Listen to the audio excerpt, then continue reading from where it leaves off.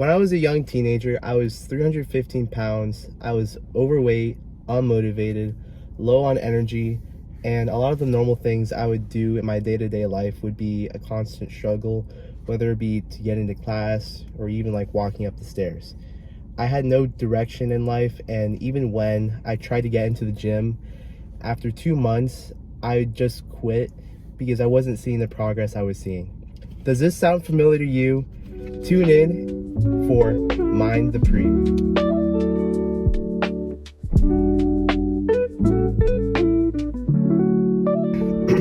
Hi, my name is Azam Naaman. I am a first-year civil student and part-time lifter, and I'm with my special guest, Austin Kavanaugh. If you want to introduce yourself. Hello, I'm Austin. I go to Kent State University, first-year electrical engineering student. And the reason why I have my boy on in this podcast was primarily because he has one of the best work ethics I've ever met in my life. Not only is he pursuing his academics for a major as hard as electrical engineering, he's also balancing that with his jobs as well as, more importantly, working out. Now, I wanted to talk about one major aspect of working out that a lot of people seem to struggle with, and it's primarily through their loss of motivation. Now, let me paint a scene for you. It's New Year's Eve and people are trying to make their New Year's resolution. Now, naturally, a lot of people want to start working out. Now, we're at the Planet Fitness right now, and usually, like at this time of year, it get like super packed. Like I can't find like any type of parking spots are impossible to get. Yeah, the parking spots would be all the way in the back. I'd be parked over on the other lot. Not really, but it'd be. It gets pretty full. It gets pretty full. It does get pretty full. But one thing I noticed is that like after like a couple months, like that parking lot would just half in size. Yeah, it does seem to dwindle. It's exactly. Yeah. And like based on like some of the research I've done into understanding why like all these people seem to not go to work out at the Planet Fitness after these couple of months is primarily because their motivation is short term. Now, many individuals like begin exercise due to like external pressures, such as like societal expectations or like personal advice from others. Now, while these reasons can initiate like their habits to start exercising, they ultimately fail to sustain like long-term like commitment. And this is due to other pressures such as work, family, or social activities. This can lead to a lack of exercise in the long run. Now, the first question I wanted to ask you was, how do you find the discipline to work out with all the things that you're up to, such as obviously college, work, and like having a girlfriend? I think the biggest thing for me is like I've been working out for like maybe 3 years now. Yeah. At this point, it feels like it's like waking up and brushing your teeth for me. You know, it's something that I feel gross if I don't work out on a certain day of the week. Of course. So it's like working out for me, if I don't work out like the 4 times out of the week that I do, I feel like it's a waste of a day, waste of a week. Yeah. And it just makes me feel pretty crappy, you know? Yeah, especially like when we first started like working out, like it felt like I was kind of obligated to do it. Yeah, like, exactly. Like I would force myself like after school to like work out with you, and it was tough at first. Yeah, for sure. It's like, I don't know, it's for me I feel like I have to work out. Yeah. Even though I only work out like Monday, Tuesday, Wednesday, and then I have the whole week to get a 4th day in. Yeah. I feel like if I don't work out all 4 of those days, it's a waste of a week. I feel like, why wasn't I able to? Why didn't I make the time for it? You know? For sure. And I'd say like something that kind of helped me like get out of that feeling of like obligation is like obviously working out with you. I feel like having that social support definitely helped. And like I looked into it, like there was a study where like it was during the COVID-19 pandemic, and it shows that like social support like plays a powerful role in helping people stick to their like workout routines. Yeah. And it basically means that support from family, friends, or even like workout partners doesn't just like get you started into working out. It keeps you going. Yeah. No, for me, honestly, starting to work out, like I really started working out. You mentioned external pressures. For me, my external pressure was like joining track in high school. Like I started working out because I wanted to be more in shape. You know, I was running on the track and I was out of breath after walking my warm up. So it's like you start doing it to get in shape that little bit, and then it becomes like a daily thing. Yeah. And then a weekly thing, and then you're like, oh shoot, man, I got to keep going. I got to stay up on this, because you don't want to lose what you just started. Oh, for sure. And having somebody like a friend to go with you just makes you all that more accountable. Yeah. You feel kind of disappointed when you don't show up for them, you know? Yeah, it's like finding the perfect partners too, like that suit your needs, I think definitely helps. Yeah. And like, it's even if they're not as experienced with working out, you can definitely help them get to that level. Yeah. And ultimately you kind of like build off of each other. Yeah, I honestly find working out with somebody who's like a little bit newer, especially now that I've got a little bit more experience on me, like working out with somebody who's a little bit newer to the commercial gym, like maybe somebody who's only had a gym at home. Yeah. And like bringing them to somewhere like Planet Fitness, showing them the machines and how you use them individually, because like not everybody does the same machine the same way. Of course. Like everybody's got their own little quirks for their workout, and it's nice to like experience everybody's different quirks in their workout. Yeah. I think that's the fun part too, because you get to like see how they like approach like these different workouts. Yeah. And when you try them and you like enjoy it, you start employing them in your own workouts. Yeah. No, seriously, there's been some techniques like from Danny, like that I've just started doing in mine, because I've like enjoyed it doing workouts with you guys. I've just been like, yeah, I kind of like this. I might implement this into my own workout. Yeah, that's like the huge issue too with the people. Like they typically work out by themselves, but like the main problem comes where it starts feeling like sort of monotonous after a while. I feel people kind of think of it as a chore. I don't know. Like I said earlier, for me, it's like if I don't work out, I feel like I'm dirty. I haven't brushed my teeth that morning or something. Yeah. But some people think of it as a chore rather than a necessity. And I think that kind of makes it a bit more harder for people to keep motivated and keep going. Yeah. Have you like personally like struggled with motivation like ever since you started working out? Because I know like you've had like a lot of like pitfalls. Like I know you bursted your appendix. Yeah. So, like getting back into it definitely was a struggle. So for you. Yeah, when my appendix burst, like all I wanted to do was just, I wanted to get better.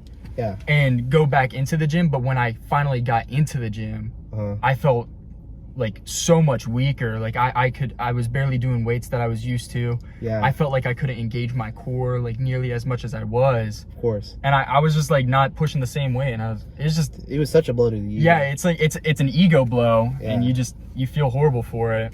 Yeah, of course. And to kind of like build off from this, I'm going to start talking about this one philosopher that I was looking into, and he goes by the name of Epictetus.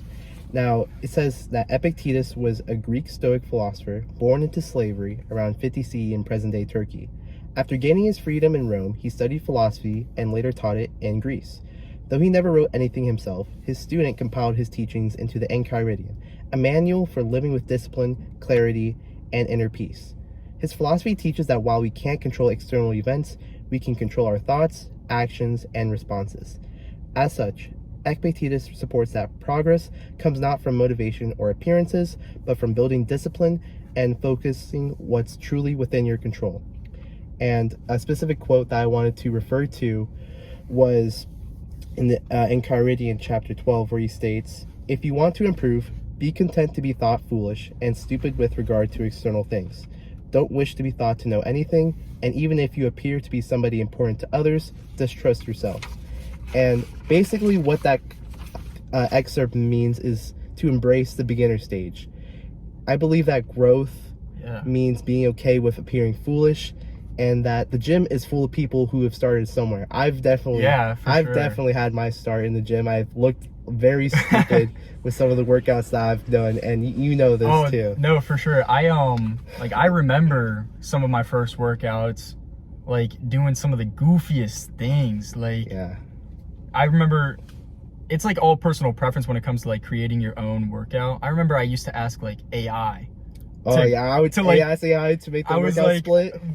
give me a workout split to follow for the rest of this month, and I would do it, and it would be like, it would be the worst thing ever. Yeah, you would not work out. It would not. It would just be so all over the place. Of course. But I mean, like, that's the fun part of it, I guess, is going through what other people, like what AI told me to do, and being like, I don't like this. I'm gonna give me a substitution for this one, or let me figure out what else to do. And I think this is definitely like apparent for people who's like definitely in their first like 6 months to a year of training, because they think they know it all. Yeah. Like they start like lifting weights that are way above like what they're like capable of. Yeah. And I think I'm like I used to be guilty of that too. When I was like still fat, I would like try to bench with the Smith machine 245 pounds. It would go down fast, and I just like struggle to take it up. I barely get it up. But see, I think for me it was kind of the opposite, actually. Like, I would start too weak because I was so scared. Like, because even though I knew like somewhat of what I was doing, I still had that fear of, I guess, hurting myself. Of course. It's like just finding that natural progressions, because finding that balance in between like ego lifting or staying in the same weight for like 1 year straight. It's knowing when to build up. Yeah, it's that transition between, I guess, beginner to novice, or something like that. Yeah. And I'd say along with like the beginner stage, it's important to like build like consistency as well. Like going to the gym 5 days a week, and sometimes it doesn't matter like how many times per week you'd work out, especially like with the schedule you have. I know like a lot of people, like, they're really busy with like college, like, you know, like Aiden, he's like, really busy with music, but it's important, as long as you work out like at least like once or twice a week, it's that consistency that like helps you in the long run. I like to think you know, every day you're working out, really. Yeah. Especially if you're walking around campus, like class to class, you're walking, getting those steps in. Getting those steps. Like every day's a workout, but if you can go that extra mile, those 1 or 2 days a week, it really helps you. Yeah. And I feel like it kind of becomes like an addiction, you know. You're like, I gotta go. I went last week. Why not go again this week? This week, yeah, for sure. And like even if like you do stay consistent, there's obviously those like monkey wrenches. I don't know if that's the right word, that kind of gets in the way. Like I know the curveball. The curveballs. Yeah, I know. For you, is your appendix bursting, and for me, it was like me getting COVID. Yeah. Like being hospitalized for a whole week. It was like the huge wake up call, and it kind of like ultimately shows like progress, like as a whole, doesn't like flow in like a straight line. Yeah. Like I gain progress, I lose progress. I gain weight, I lose weight. You're not gonna get anywhere like from point A to point B. There's gonna be a lot of like detours along the way. I think people like to look at it like a straight step up, but sometimes you got to take a step forward and 2 steps back to keep going. You know, it's definitely one of those things. It's not a straight line. It's a little bit all over the place. Yeah, and like to like go on to the next topic, like people have that perception of like getting progress fast, and I think it kind of like connects with sort of the gym culture that we have today. Like I see a lot of people like on social media, like they present themselves in a way that seems like kind of unrealistic. Yeah. Well, I mean, I think the worst part about the gym community is like the secrecy behind steroids. For sure. Like especially a lot of the gym influencers. Yeah. They're so closeted about whether or not they've achieved their physique naturally or through steroids, and that leaves such young impressionable kids like with a desire for such unachievable like things. I mean, like, you can get that big, but you need an external assistance. Like you have to take some advancing supplement to get there. It's they make it seem like you need steroids to get where they're at. Exactly. Yeah. It's I don't know. I think the whole gym influencer is really bad for like the newer people. It kind of people, it can either scare them off, or it can make them obsessed with something that they can't really achieve. Yeah, I mean, kind of building off from what you're saying, I know like Chuba, like when he's like first started working out, he used to be obsessed with talking about like steroids, trend. Like those old school body lifters, Yeah. like Ronnie Coleman. They'd be a whole bunch raw. of them. Yeah. Like the people you can kind of tell. Like looking at them now, you can tell they abused steroids then. And it's you like we said, it's you see it literally starting from that point. You either get obsessed with the fact that it's an unachievable physique, Yeah, or it scares you off. and you it know? and it leads to like long-term like health defects too. Like a lot of bodybuilders like died from heart attacks based on their Yes. steroid usage. Yes. Like Ronnie Coleman, he can't walk anymore based on his like obsession with like steroids and like overlifting. Yeah, it's. I think that's the worst part, especially is the long-term effects, is Yeah. because nobody wants to see that happen to like a younger lifter. Yeah, and like kind of building off with what you're like talking about with supplements, I see like a lot of like gym influencers, they like try to promote like these scams. Like if you take these supplements, you're gonna like gain 20 pounds of strength or 20 pounds of muscle in the gym. I think the biggest thing for anybody who's like willing to take the supplements is to like look at research. Yeah. I mean, I know for a while there I kind of bandwagoned with like everybody else. Like you started taking creatine, I started taking creatine. You started doing pre-workout, I started doing pre-workout. You know what I mean? And then kind of like there's some things that it's like, well, why am I doing this? Yeah. Like what does this do for me other than the fact that Asm takes it, you know? Of course. So It's less of taking it for your own benefit, but it's more like a fad. yeah, that's exactly what it is. It is a fad. It's like, I'm sure if somebody posted on TikTok to go take this supplement and it'll make you thin out in the gym, like right now I see a whole bunch of TikToks for something called pump sauce. What is that? It's like pre-workout, but it's a liquid, and you pour it into your drink, you drink it, and it makes your veins pop a little bit more. Ooh. I don't see the appealing factor in it, but like something like that, like the colorful bottles that appeal to the younger generation, like it's the same thing with vape flavors. No, for sure. Like they make it look flashy to get them. Exactly. And you see it everywhere. Yeah. Vape flavors, fishing rods, like there's fishing rod brands out there that they make them all colorful and all special, but they're really not that good. Well, I'm not gonna lie, I didn't know this extended to the fishing community. I think it goes way beyond than what we think. Really, I think there's a lot more around than what we really we're just scratching the surface. Like, you it's know? just like marketing in general. This is how you appeal to like the younger generation. Yeah. Okay. Yeah, I mean, I think to like build off of that like scam idea, it's like certain shops, like the vitamin shop, dude. When I first like started getting into creatine, like I bought my first tub for like $40. Wow. It was pricey. Yeah.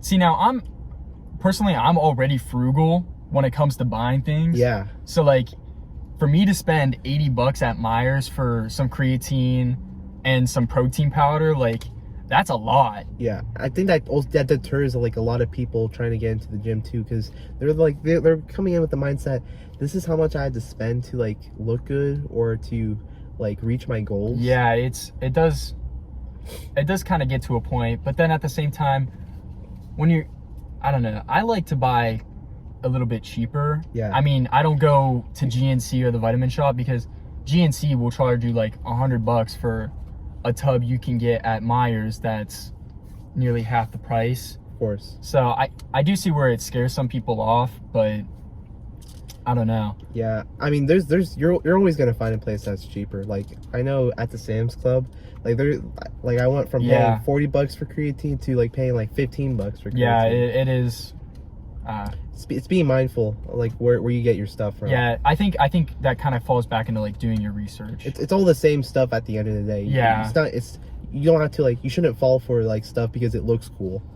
Like or if that's like when some random actor starts doing ads for like an acne company. what do you call it? You remember what it's called? I don't want to say. It's like ad hominem.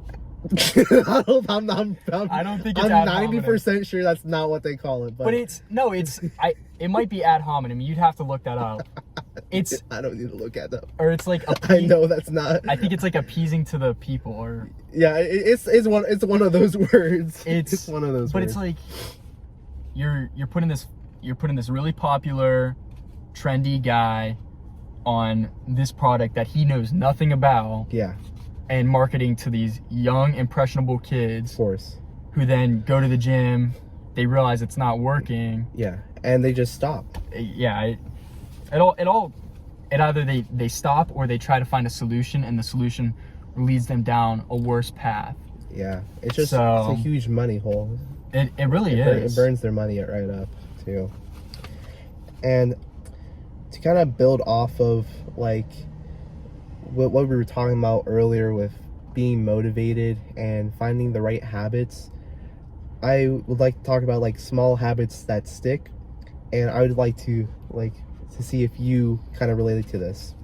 So how do we go about like building real consistency? Now, what I would used to do when I tried to like stick to something was I'd lay out my gym clothes. I prepare all my stuff, all my creatine, my protein powder, and I'd make it in my mind. If I'm done with school, once I get home and like I'm prepared, I go to the gym. Mm-hmm. If it's 4 p.m. in the afternoon, I go to the gym. Or if it's like in the weekend, if it's 8 a.m., I start working out. I set myself like certain timers, and like over time it kind of like builds like this connection where if like A happens, B happens. B happens. I get that. Yeah.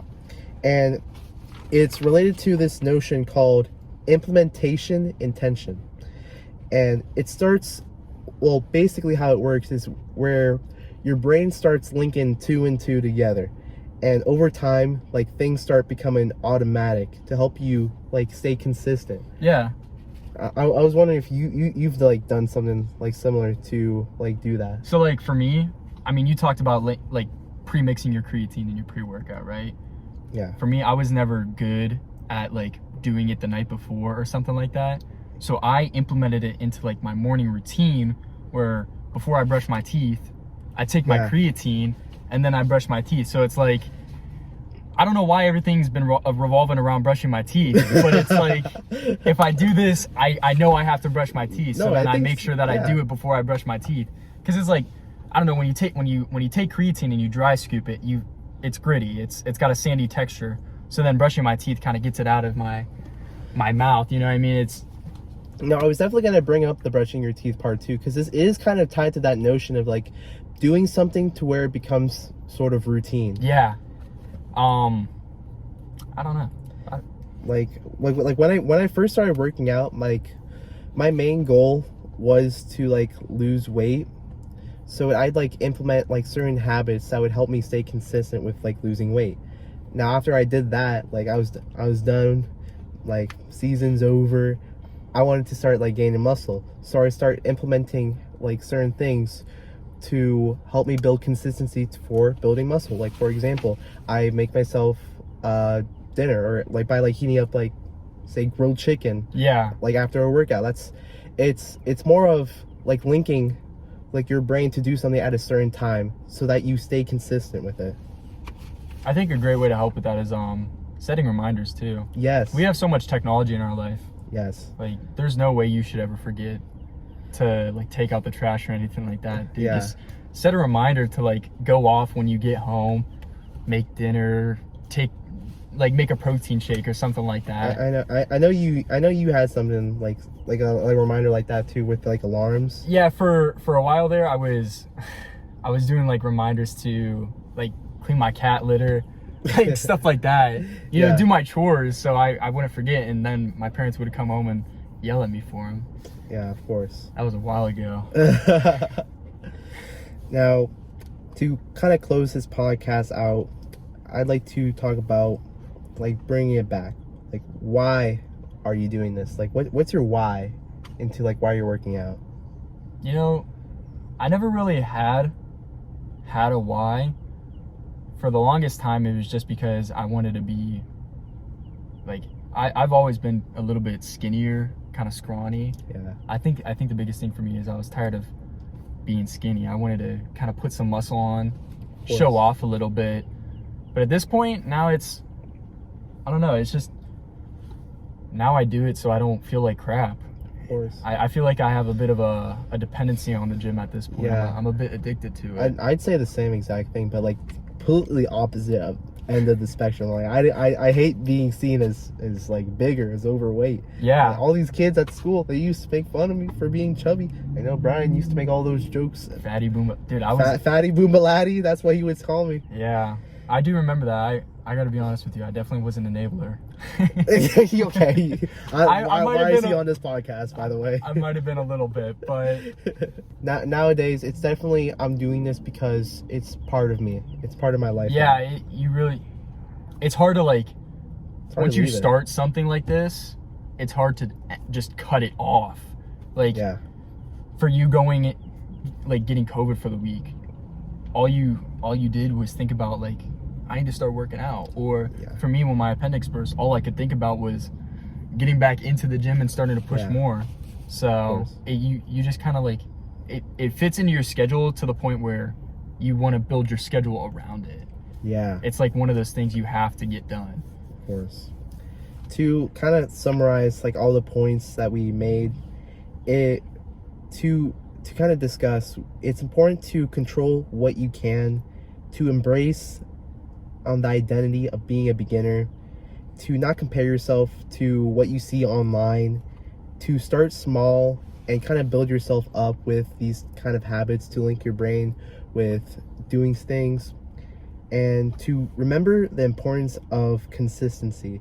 And I say that consistency not only applies to like working out at the gym, but it ultimately can be applied to other aspects of life as well, such as school and work. Yeah, waking up on time. Like, I think if you can control when you wake up, you can go to the gym.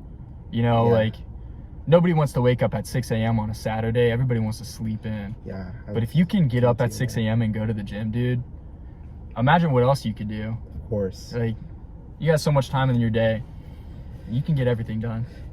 And with that, first thing you as a viewer should do is start getting that gym membership. I know Planet Fitness, they're offering free memberships for teens over the summer. That's something that, you know, not a lot of people have the opportunity of doing. So like, reap what you sow. Like get started on that. Like, start exercise more consistently instead of like more intensely, like by ego lifting, and start looking to see if someone else is willing to work in with you. Like, find a good like workout buddy to like work out with you in the gym, and maybe you can like share some of your knowledge, or they can like mentor you, so that you can become a better person. Make friends at the gym. Yeah. There's so many like older guys there that are probably like, they have so much knowledge, of course, that they're willing to share. You just got to ask. Yeah. Like, if you think you're doing something wrong, maybe look up a YouTube video, watch how to do it, and if you really think you can't figure it out, ask the guy next to you. See if they know.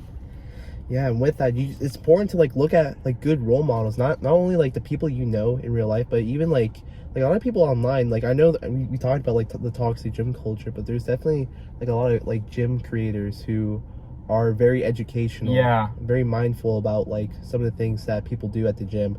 Like, I know like people, they call out different people for like recording if they're like doing something wrong, which is something that you shouldn't do, but it's more of the attitude that is important.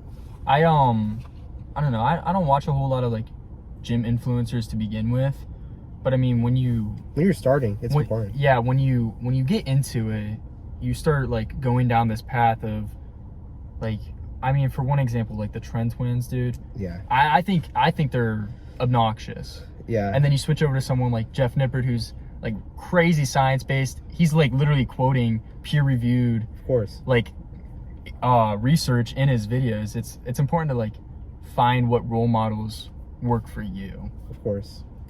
And with that in mind, see you guys in the next episode, and hit the gym. Hit the gym.